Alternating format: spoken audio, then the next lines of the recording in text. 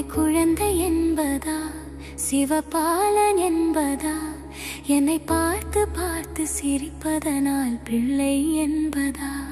உன்னை குழந்தை என்பதா சிவபாலன் என்பதா என்னை பார்த்து பார்த்து சிரிப்பதனால் பிள்ளை என்பதா உன்னை அழகன் என்பதா அருள் வடிவம் என்பதா உன்னை அழகன் என்பதா அருள் வடிவம் என்பதா சிவன்